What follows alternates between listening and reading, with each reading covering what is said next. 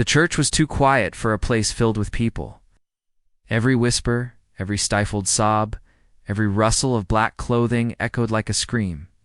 Claire Langston sat in the front pew, her hands folded tightly in her lap, her nails digging into her skin, just enough to feel something, anything other than the hollow ache in her chest. The coffins in front of her were polished so brightly she could see her own ghostly reflection in them. 3 of them. 1 for her husband, Marcus. 2 for her twins, Noah and Ava, 10 years old. Gone in the same accident. The police had called it a tragedy. A truck had lost control on the highway, swerved into Marcus's lane. No time to react. The car had crumpled like paper. It told Claire the impact had been instant, that they hadn't suffered. She didn't know if that was supposed to comfort her. Nothing could. Not the casseroles neighbors left on her doorstep. Not the pitying looks from friends. Not even the sedatives the doctor had prescribed. The only thing that kept her from collapsing was the numbness, thick and heavy like a blanket she couldn't shake off. The priest's voice droned on, words about heaven and angels and eternal peace blurring together. Claire barely heard him. Her eyes were fixed on Ava's coffin, the smallest one, adorned with white lily, her favorite. She had tucked Ava's worn-out teddy bear inside before they closed the lid. Noah's coffin held his soccer jersey. Marcus's held his wedding ring because Claire couldn't bear to wear it. Not yet, maybe not ever. When the service ended, the mourners formed a slow procession to say their final goodbyes. Claire watched them pass by the coffins, touching the wood, murmuring prayers. She didn't move. She couldn't. Her legs refused to cooperate. It wasn't until her sister Emily gently pulled her up that she stumbled forward, her breath hitching as she stood before them. She placed a trembling hand on Marcus's coffin first. "You promised you'd always come home," she whispered. Then Noah's. "My brave boy." Finally, Ava's. "My sweet girl." Her voice cracked. That's when she heard it. A sound. Faint. Muffled. A knock. It came from inside Ava's coffin. Claire's blood turned to ice. She jerked back, her heart slamming against her ribs. Had she imagined it? The room seemed to tilt. Then it came again. Knock. Knock. Someone in the crowd gasped. The funeral director, a tall man with a somber face, stepped forward, his expression unreadable. "Mrs. Langston, perhaps it's just the wood settling," he said carefully. Claire didn't believe him. She lunged for the coffin, pressing her ear against the cold surface. Silence, then a scratch. A weak, desperate tap. "She's alive," Claire screamed, her voice tearing through the church. Open it now." The air in the church thickened with panic as Claire's scream shattered the heavy silence. For a heartbeat, no one moved, frozen in disbelief, their faces pale, their breaths held. Then chaos erupted. The funeral director, his professional composure cracking, rushed forward, his hands hovering over the coffin as if afraid to touch it. A murmur rippled through the crowd, voices rising in confusion and fear. Did she really hear something? Could it be possible? Claire clawed at the lid of Ava's coffin, her fingers slipping against the polished wood, her entire body trembling with a terror so deep it threatened to swallow her whole. She couldn't think, couldn't breathe. All she knew was that sound, that tiny, impossible knock, and the crushing certainty that her little girl was still in there. Trapped, fighting, alive. Someone, maybe Emily, maybe Claire's shoulders trying to pull her back, but she fought like a wild thing, her nails scraping the coffin's edge. "Get it open now," she shrieked, her voice raw with desperation. The funeral director exchanged a frantic glance with one of the pallbearers before finally nodding, his face ashen. A tool was fetched, a crowbar, glinting dully under the dim church lights, and with shaking hands, they wedged it into the seam of the coffin. The sound of splintering wood was deafening in the hushed room. Every eye was locked on that coffin, every breath held, every heartbeat pounding in unison. Then dashed silence. The lid was lifted. Ava lay there, just as she had been when Claire last saw her, dressed in her favorite blue dress, her golden hair neatly brushed, her tiny hands folded over her chest. But something was different. The stuffed bear Claire had placed beside her was no longer tucked under her arm. It was clutched in her fingers, squeezed so tightly the seams had split. And her right hand, was no longer resting peacefully. It was curled into a fist, as if she had been gripping something, holding on. A collective gasp filled the church. Claire's knees gave out. She collapsed against the coffin, her hands flying to Ava's face, her throat tightening at the cold, waxen skin beneath her fingertips. The doctor who had been attending the funeral pushed through the crowd, his stethoscope already in hand. He pressed it to Ava's chest, his expression grim. Seconds stretched into eternity. Finally, he shook his head. "I'm sorry," he said softly. "There's no heartbeat." Claire didn't want to believe it. She couldn't. She grabbed Ava's wrist, searching for a pulse, her own breath coming in ragged sobs. But she moved. "You all heard it. You saw it." Her voice broke, the words dissolving into a wail. The doctor's face was pitying. "Sometimes muscles can contract after death," he explained gently. "It's a reflex, nothing more." But Claire wasn't listening. Because as she stared down at her daughter, her gaze caught something else, something that made her blood run cold. Ava's lips, they weren't pale like the rest of her. They were tinged faintly blue, as if she had been struggling for air. And there, just beneath her nostrils, the barest trace of something dark. Dried blood. Claire's mind reeled. No. This wasn't right. None of this was right. Her head snapped toward Noah's coffin. Before anyone could stop her, she lunged for it. The moment Claire's hands touched Noah's coffin, the room seemed to fracture time's slowed sounds. Blurred, and the air itself grew thick with a suffocating dread that clawed at her lungs. She barely registered the shouts behind her, the desperate pleas of the funeral director, the gasps of horror from the mourners as they realized what she was about to do. All she could see was her son's coffin, the smooth mahogany surface gleaming under the dim church lights, and all she could think was that if Ava had somehow been alive in there, if there had been even a flicker of life left in her little body when they sealed her away, then Noah, her sweet, stubborn, fearless Noah, could still be fighting too, trapped in that suffocating darkness, his lungs burning for air, his small hands pounding against the unyielding wood. Unheard, unnoticed, until it was too late. The thought was unbearable, a nightmare worse than anything her mind had conjured in the depths of her grief. And it tore a ragged scream from her throat as she dug her fingers into the seam of the coffin lid, her nails splintering against the wood, her muscles straining with a strength she didn't know she still possessed. Someone grabbed her from behind strong arms, wrapping around her waist, dragging her back, but she thrashed like a woman possessed, her voice raw and broken as she screamed, "Let me go. He's still in there. My boy is still in there." The crowd erupted into chaos, voices overlapping in panic, some shouting for reason. Cody is crying out in shock, a few even backing away as if the scene unfolding before them was something unholy, something that defied the natural order of life and death. The priest, his face ashen, clutched his rosary like a lifeline, his lips moving in silent prayer. The funeral director, his composure shattered, barked orders at his staff, his hands trembling as he reached for the crowbar still wedged in Ava's coffin. And then, just as the first splinter of wood gave way beneath the prying metal, sound cut through the noise, a sharp, desperate thud from inside Noah's coffin. The entire church fell deathly silent.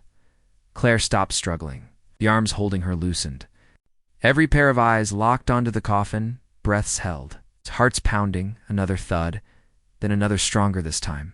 Unmistakable. No one spoke. No one moved. The air was electric with terror, with disbelief, with the horrifying realization that something impossible was happening right in front of them. Claire's legs gave out.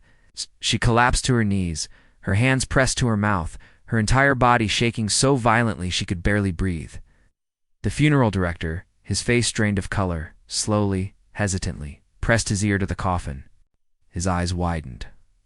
"Oh my God," he whispered. Then he reared back and screamed, "Open it now."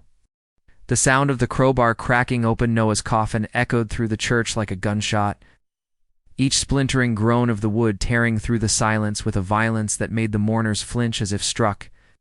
Claire couldn't move, couldn't breathe. Her entire world had narrowed to that single terrible moment, the seconds stretching into an eternity as the lid was pried loose, revealing the darkness inside. The stench hit her first, not the sterile chemical smell of embalming fluid, but something thicker, fouler, the metallic temps of blood mixed with the sour reek of sweat and fear. The unmistakable odor of a living body trapped too long without air. And then she saw him. Noah. Her beautiful, bright-eyed boy, his skin waxy and pale, his lips tinged blue, his favorite superhero t-shirt damp with sweat. His hands, oh God, his hands were no longer folded peacefully across his chest as they had been when she last kissed him goodbye. They were curled into claws, his fingernails torn and bloody from scratching at the satin lining of the coffin, his palms raw and blistered as if he had been pounding against the lid for hours, screaming soundlessly into the void. A collective gasp rippled through the crowd, followed by screams, sobs, the sound of someone retching in the back of the church. The doctor, his face ashen, lunged forward, pressing 2 fingers to Noah's throat, his other hand fumbling for a stethoscope. For one heart-stopping second, Claire dared to hope maybe, just maybe, there was still a flicker of life left in him, a fragile pulse fluttering beneath his cold skin. But then the doctor's shoulders slumped, and he shook his head, his voice barely above a whisper as he said, "I'm sorry, he's gone." Claire didn't hear him. She was already scrambling forward, her hands grasping Noah's face, her thumbs brushing his eyelids open, staring into his dull, lifeless eyes as if she could will them to focus, to see her again. His skin was still slightly warm. Too warm. This wasn't right. None of this was right. Corpses didn't move. Corpses didn't fight. And then she saw it tucked beneath the collar of his shirt. A crumpled scrap of paper, the edges frayed as if it had been torn from something larger. Her fingers trembled as she pulled it free, unfolding it with shaking hands. The words scrawled across it in Noah's messy, childlike handwriting sent a wave of nausea crashing through her, so violently she doubled over, the paper slipping from her grasp as a broken wail tore from her throat. "I'm still here. It's dark. I can't breathe. Please help me." The room erupted into chaos. Someone was shouting for the police. Someone else was crying that this wasn't possible, that it had to be a sick joke. The priest was reciting prayers under his breath, his fingers clutching his cross so tightly the edges dug into his skin. But Claire wasn't listening. She was staring at Noah's body, her mind racing, pieces of a horrifying puzzle clicking into place. The blood under Ava's nose, the way her fingers had clutched her bare, the warmth in Noah's skin, the note. They had been alive. They had been buried alive. And as the truth slammed into her, the force of a freight train, Claire's knees gave out, and the world went black. Claire awoke to the sterile, suffocating brightness of a hospital room, the sharp scent of antiseptic burning her nostrils as her eyes fluttered open, her body aching as if she had been dragged through hell itself, which in a way she had. The first thing she saw was Emily's tear-streaked face hovering above her, her sister's red-rimmed eyes filled with a mixture of relief and unbearable sorrow, her fingers clutching Claire's hands so tightly it hurt. For a single blissful moment, Claire forgot the coffins, forgot the knocks, forgot the crumpled note and the horrifying truth it revealed. But then the memories came crashing back with the force of a tidal wave. With a gasp, her heart hammering against her ribs as she grabbed Emily's shoulders, her voice a raw, broken thing as she demanded, "Noah, Vea, where are they? Tell me they're not. Tell me it wasn't real." The words died in her throat as Emily's face crumpled, her silent tears answering the question before she could speak. And Claire's hands fell away, her entire body going numb as the reality settled over her like a shroud. They were gone. Really, truly gone, and not just gone taken. Stolen from her not by the accident, but by something far crueler, far more unforgivable. The door creaked open, and a detective stepped inside, a tall, weary-looking man with shadows under his eyes and a grim set to his mouth that told Claire he wasn't here to offer empty condolences. He introduced himself as Detective Hayes, his voice low and careful, as if he were approaching a wounded animal, and Claire knew with a cold certainty that whatever he was about to say would shatter whatever fragile pieces of her were still holding together. He sat beside her bed, his notebook open, his pen poised, and began to speak. Each word a hammer blow to her already fractured soul. The accident hadn't killed them, not immediately. The truck had T-boned Marcus's car on the driver's side, killing him instantly, but the back seat where Noah and Ava had been strapped in had remained intact, the twisted metal cocooning them in a prison of wreckage. The first responders had assumed they were dead. The paramedics had checked for pulses, found none, and marked them as fatalities on the scene. But the truth, the unthinkable truth, was that their pulses had been there faint, thready. But they're buried beneath shock and trauma and the chaos of the crash. They had been alive when they were loaded into the coroner's van. Alive. They were wheeled into the morgue. Alive when the cold, clinical hands of the medical examiner had pronounced them dead without so much as a second glance. And now, as Claire sat there, the detective's words washing over her like acid, she learned the most horrifying detail of all. The morgue's refrigeration unit had malfunctioned that night. The temperature had never dropped below a cool, damp 60 degrees, just warm enough to keep them clinging to life, just cold enough to slow their metabolisms to a crawl, dragging out their suffering for hours as they slowly, agonizingly suffocated in the dark. Claire's stomach heaved. She barely made it to the bathroom before she vomited, her body convulsing with sobs as she collapsed against the tiles, her fingers clawing at the floor as if she could dig her way back in time, back to them, back to the moment she could have saved them. She could see it now, the images seared into her mind like a brand. Noah, her brave little boy, scratching at the inside of his coffin, his lungs burning for air, his voice hoarse from screaming. Ava, her sweet girl, clutching her, bare like a lifeline, her tiny body trembling as the oxygen ran out. They had known they were being buried alive. And no one had listened. When Claire finally staggered back to the bed, her legs weak, her vision blurred with tears, the detective was still there, his face etched with something that might have been pity or guilt or both. He handed her a file thick, heavy, filled with photos and reports and damning evidence of negligence, said the words that would haunt her. For the rest of her life, we're opening an investigation. But Claire, you need to prepare yourself. The funeral home, the coroner's office, the paramedics, they're all going to deny it. They're going to say the children were dead long before they were buried, and without undeniable proof. He didn't finish. He didn't need to. Claire looked down at the file in her hands, her fingers trembling as she flipped it open to the first page, a photo of Noah's coffin. The lid pried off, the satin lining torn to shreds. And then she made a decision. If no one else would fight for her children, she would, no matter the cost. The days that followed were a blur of sleepless nights and hollow-eyed mornings. Each sunrise a cruel reminder that the world kept turning, even though Claire's had stopped the moment she heard that first knock from inside Ava's coffin. She moved through her empty house like a ghost, her fingers trailing over the remnants of the life she'd lost, Noah's half-finished homework still scattered across the kitchen table, Ava's hairbrush tangled with golden strands, Marcus's coffee mug sitting cold and untouched by the sink. The silence was unbearable, a physical weight pressing down on her chest until she couldn't breathe, till she found herself standing in the twins' bedroom, clutching Noah's pillow to her face, as if she could still catch the scent of his shampoo, or lying on Ava's bed, staring at the glow and the dark stars on the ceiling that her daughter had insisted would keep the monsters away. But they didn't, Claire thought bitterly, her nails digging into her palms. The monsters were real, and they wore white coats and carried clipboards. And they let my children die in the dark. The investigation was a farce. The coroner's office issued a terse statement calling the allegations unfounded. The funeral home blamed natural post-mortem reflexes, and the paramedics swore up and down they'd done everything by the book. The local news ran the story. For a week, twins buried alive.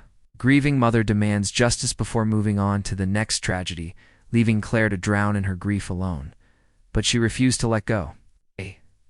She spent hours poring over the detective's files, her eyes burning from exhaustion as she traced every inconsistency, every lie, every moment where someone should have saved them. She memorized the timeline. The crash at 3:17 p.m., paramedics' arrival at 3:28 p.m., the coroner's van leaving the scene at 4:45 p.m. She studied the morgue's temperature logs, the shaky signatures on the death certificates, the grainy security footage that showed her children being zipped into body bags while their hearts were still beating. And with each new piece of evidence, the rage inside her grew, a fire so fierce it threatened to consume her. Then came the dreams. Every night, without fail, Claire would wake in a cold sweat, her throat raw from screaming, the echoes of their voices ringing in her ears. Noah's fists pounding against the coffin lid. Ava's whimpers fading into silence, scratch of pen on paper as Noah wrote his final desperate plea. Sometimes in the hazy space between sleep and waking, she could swear she felt their hands. On her shoulders, their breath against her cheek, their whispers begging her to find them, help them, make it right. And one night, as she lay trembling in the dark, she realized they weren't just dreams.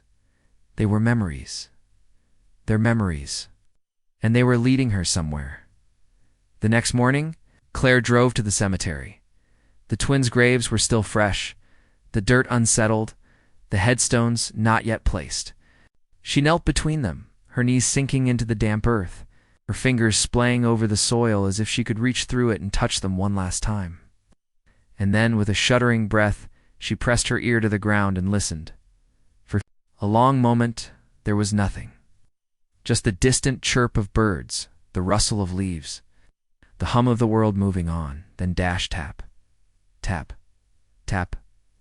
Faint, muffled, but unmistakable. Claire's breath caught. She scrambled back, her heart slamming against her ribs, her eyes wide with terror and something else, something like hope. Because that sound wasn't coming from below her. It was coming from beside her. From Marcus's grave. Claire's entire body locked in paralysis as the tapping continued, three slow, deliberate knocks radiating from the earth where Marcus lay.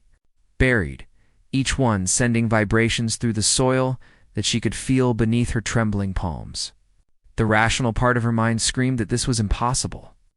That grief had finally shattered her sanity. But the raw primal instinct in her chest roared louder. He's alive. Their AL's still alive.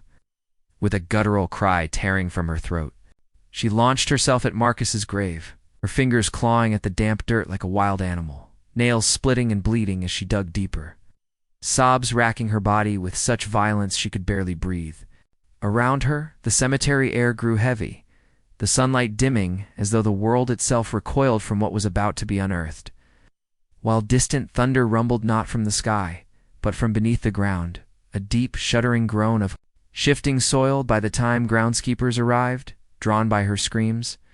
Claire had excavated a foot-deep hole, her hands caked in mud and blood, her wedding ring lost somewhere in the churned earth. They tried dragging her away, their voices frantic, but she fought like a demon, spitting and snarling until one man froze, his face draining of color as he pointed at the grave. The dirt was moving, not from Claire's digging from below. Visible bulge swelled upward, followed by another muffled thud that sent clumps of soil tumbling down the sides of the disturbed grave. For one petrifying second, everyone stood frozen. Then chaos erupted. Shovels were fetched, 911 was called. As the first clang of metal struck something solid beneath the dirt, Claire's knees gave out. The coffin, when exposed, was scratched. 2 hell-deep gouges marred the lid from the inside, the satin lining shredded into ribbons near the headrest. When the crowbar pried it open, the stench of decay and iron hit them like a physical blow. But what made workers recoil wasn't just the smell, it was Marcus's body.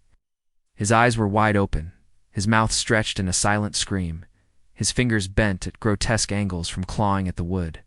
And clutched in his stiffened hands wasn't the photo of their family Claire had buried with him, but a crumpled slip of hospital paper with a single line of his handwriting, smeared in what could only be blood. They didn't check our pulses. They didn't check. The ground beneath Claire seemed to drop away as the final horrific truth detonated in her mind. The accident hadn't killed any of them. Not really. Marcus had been unconscious, but breathing at the scene. The twins had been trapped in that car for hours before the coroner arrived, their weak pulses missed in the chaos. And when the morgue's broken, fridge kept their bodies just warm enough to linger. They'd all woken up in the dark, buried alive, screaming for help that never came. The funeral home's negligence, the coroner's rushed signatures, the paramedics' overlooked checks had all been one catastrophic chain of failures. But the most gutting realization came when the detective later confirmed it. Marcus's note wasn't fresh. The blood was months old, because this wasn't the first time it had happened. As Claire collapsed onto the raw, open grave, her wail of anguish echoed across the cemetery, a sound so harrowing birds took flight from the trees. Somewhere beneath her, in the cold, silent earth, 3 more coffins lay undisturbed, older graves from past accidents that the system had failed. And as rain began to fall, washing the dirt from Marcus's ruined coffin, Claire made a vow into the gathering storm. She wouldn't let them bury the truth. Not again. Subscribe and press the bell icon so that you never miss the amazing video.